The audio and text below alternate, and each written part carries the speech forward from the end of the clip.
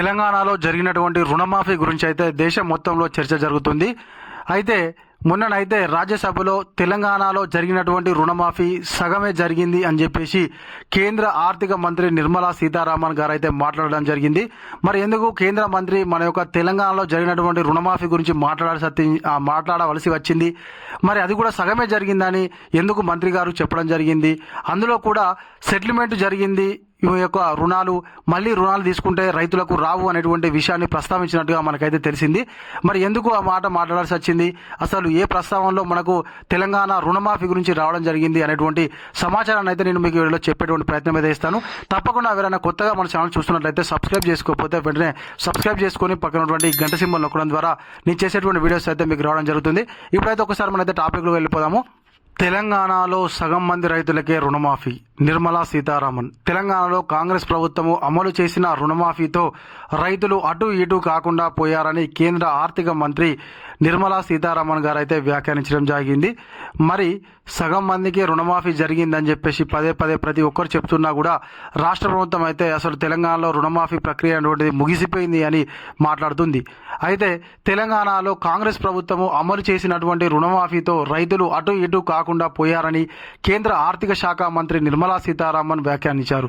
రేవంత్ రెడ్డి ప్రభుత్వము సగం మందికి రుణమాఫీ అమలు చేసిందని బీఆర్ఎస్ రాజ్యసభ సభ్యుడు వద్దిరాజు చేసినటువంటి వ్యాఖ్యలను ప్రస్తావిస్తూ ఆమె కాంగ్రెస్ ప్రభుత్వంపై సంచలన ఆరోపణలు చేశారు. బుధవారం రాజ్యసభలో బ్యాంకింగ్ లాస్ అమెండ్మెంట్ బిల్లుపై జరిగినటువంటి చర్చలో సీతారామన్ మాట్లాడుతూ తెలంగాణలో సగం మంది రైతులకు రుణమాఫీ కాలేదని ఆరోపించారు.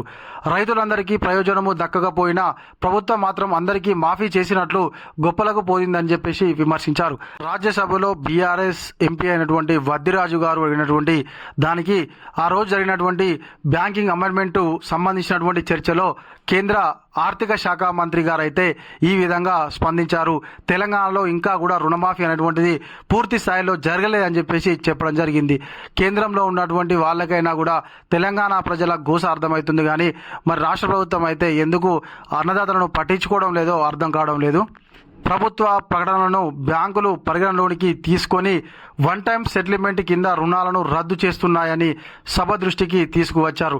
వన్ టైం సెటిల్మెంట్తో రైతులు కొత్త రుణాలు తీసుకునేందుకు అర్హత కోల్పోతారని ఆందోళన వ్యక్తం చేశారు. భవిష్యత్తులో బ్యాంకు రుణాలు అందక రైతులు ఇబ్బందులు పడతారని పేర్కొన్నారు. కాంగ్రెస్ ప్రభుత్వము రైతులకు మేలు చేయకపోగా నష్టం చేస్తుందని చెప్పి ఆగ్రహం వ్యక్తం చేశారు. 2008లో యూపీఏ ప్రభుత్వం దేశవ్యాప్తంగా అమలు చేసినటువంటి రుణమాఫీ కారణంగా ఆ తర్వాత రైతులకు కొత్త రుణాలు అందని పరిస్థితి నెలకొందని చెప్పేసి గుర్తు చేశారు కేంద్ర ఆర్థిక శాఖ మంత్రి నిర్మలా సీతారామన్ గారు. అయితే రాష్ట్ర ప్రభుత్వం అట బ్యాంకింగ్ వాళ్ళతోని డైరెక్ట్ సెటిల్మెంట్ అంటే వాస్తవానికి సగం ఒకవేళ ₹1,00,000 ఉంటే అందులో మనం సగం కట్టి మిగతా సగము కట్టకుండా కూడా దాన్ని సెటిల్మెంట్ అంటారు. కాకపోతే తర్వాతకైతే మనకు ఏ బ్యాంకులో కూడా రుణం రావడానికి అవకాశం ఉండదు. మరి రాష్ట్ర ప్రభుత్వం ఆ విధంగా చేస్తుందా అనంటే మరి కేంద్ర ఆర్థిక మంత్రి నిర్మలా సీతారామన్ గారు అయితే అలా జరుగుతుంది అని చెప్పేసి అయితే చెప్పడం జరిగింది.